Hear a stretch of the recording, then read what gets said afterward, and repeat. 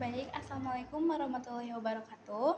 Di sini saya Najla Aina akan menjelaskan mengenai mekanisme persalinan atau cardinal movement. Nah, di mana mekanisme persalinan atau cardinal movement ini adalah merupakan sebuah proses pergerakan atau perubahan yang dilakukan oleh janin untuk menembus jalan lahir saat proses persalinan. Nah, adapun di sini sebelum saya menjelaskan mengenai mekanisme persalinannya, saya akan membahas secara sekilas mengenai panggul. Di mana, nah, pada panggul wanita itu umumnya berbentuk ginekoid, tetapi tidak dapat dipungkiri juga bahwasannya seorang wanita memiliki panggul selain ginekoid. Nah, pada panggul itu terdapat beberapa bagian. Yang pertama, panggul itu terdiri dari pelvic inlet atau biasa dinamakan juga dengan pintu atas panggul. Nah, ini adalah pintu atas panggul atau pelvic inlet. Lalu ada yang dinamakan dengan bidang tengah panggul atau mid pelvic yang berada di bagian dalam penghubung antara pintu atas panggul dan juga pintu bawah panggul. Nah, ini adalah pintu bawah panggul atau disebut juga dengan pelvic outlet. Nah, baik. Selanjutnya, pada bagian-bagian panggul tersebut memiliki diameter terluas yang berbeda-beda. Yang pertama, di sini ada pelvic inlet yang memiliki diameter terluasnya yaitu melintang. Melintang dari sini ke sini. Lalu, yang kedua, ada mid pelvic, di mana mid pelvic ini diameter terluasnya adalah diagonal. Lalu, yang terakhir ada pelvic outlet, di mana pelvic outlet ini memiliki diameter terluas yaitu anterior posterior. Nah, selanjutnya saya juga akan membahas secara sekilas mengenai kepala janin, di mana di kepala janin ini terdapat dua ubun-ubun. Yang pertama ada ubun-ubun besar. Nah, ubun-ubun besar ini terletak tepat di atas kepala dan seperti yang kita lihat, ubun-ubun besar ini memiliki 4 sisi seperti persegi. Nah, ubun-ubun besar ini sering kali disebut dengan sinsiput, sedangkan ada juga yang dinamakan dengan ubun-ubun kecil yang berada di bagian belakang kepala janin. Nah, ubun-ubun kecil ini sering disebut juga dengan oksiput dan seperti yang kita lihat, ubun-ubun kecil ini terlihat seperti segitiga karena memiliki 3 sisi. Nah, selanjutnya selain itu, di kepala janin ini juga terdapat sutura. Sutura itu adalah bagian-bagian lunak yang menghubungkan antar tulang kepala janin. Nah, sutura yang wajib kita ketahui pada mekanisme persalinan ini adalah sutura sagittalis. Nah, sutura sagittalis ini adalah sutura terpanjang yang menghubungkan antara ubun-ubun besar dan juga ubun-ubun kecil. Nah, adapun seperti halnya panggul, kepala janin juga memiliki diameter. Nah, diameter inilah yang akan menyesuaikan pada saat mekanisme persalinan nanti. Yang pertama, pada kepala janin ini terdapat diameter occipitofrontalis, di mana occipitofrontalis ini diameter kepalanya sekitar kurang lebih 12 cm. Nah, tepatnya dari kening sampai ke occiput. Seperti ini melingkar. Selain itu, ada juga diameter kepala subfronto-occipito. Nah, subfronto-occipito ini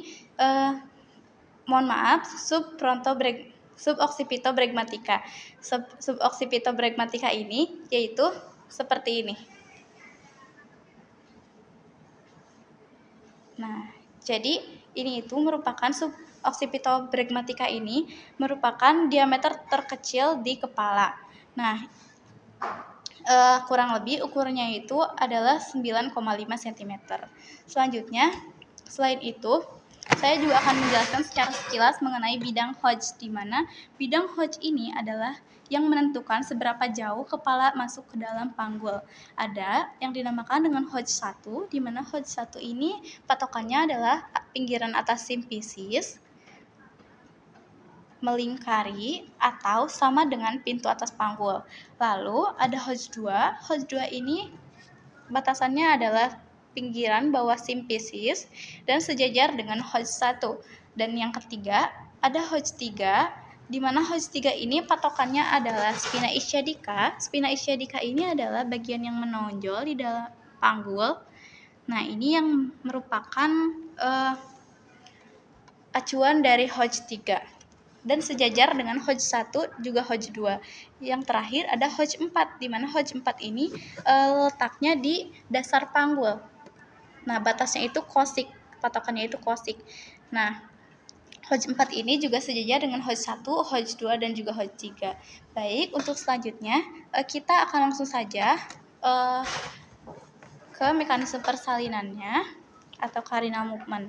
Nah, mekanisme persalinan juga ada yang terjadi secara bertahap dan ada juga yang terjadi secara berbarengan. Nah, tahapan mekanisme persalinan itu ada 7 yang akan kita bahas nanti. Nah, pada saat awal mekanisme persalinan, kurang lebih posisi janin itu seperti ini di dalam perut ibu.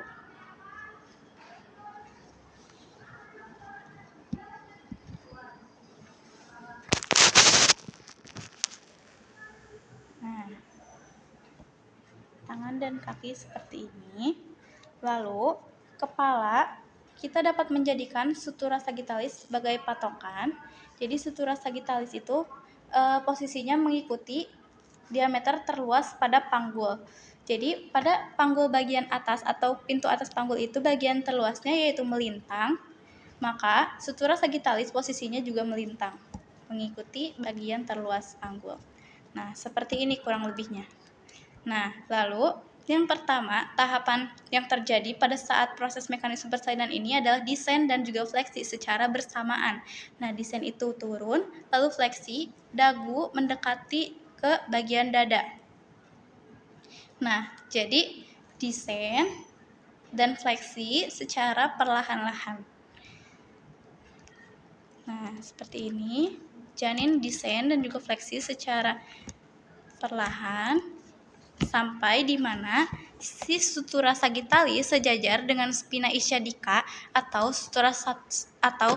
kepala janin sudah berada di Hoj 3 itu dinamakan dengan engagement.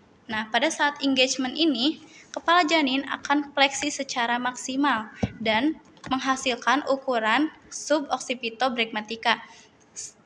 Nah, ini juga dapat kita lihat si sutura sagittalis itu bentuknya posisinya diagonal, mengikuti dengan diameter terluas pada bagian tengah panggul atau mid pelvic ini yaitu diagonal. Nah, lalu setelah kepala berhasil di tahap engagement atau mengikat, kepala janin ini akan terfiksasi oleh panggul dan tidak akan bisa keluar lagi dari panggul.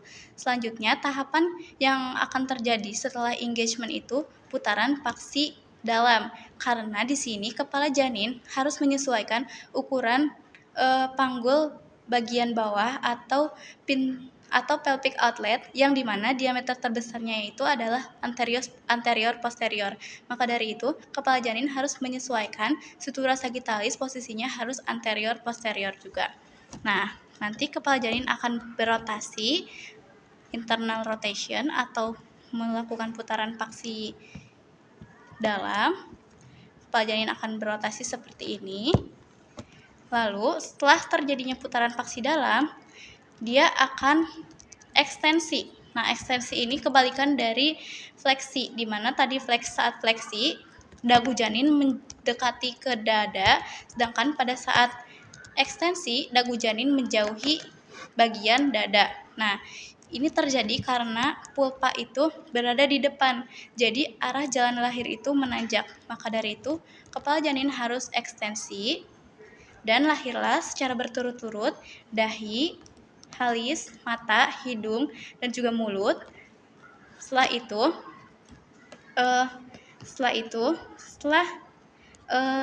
Setelah kepala dapat keluar, bagian keras kedua yang harus kita lahirkan adalah bahu.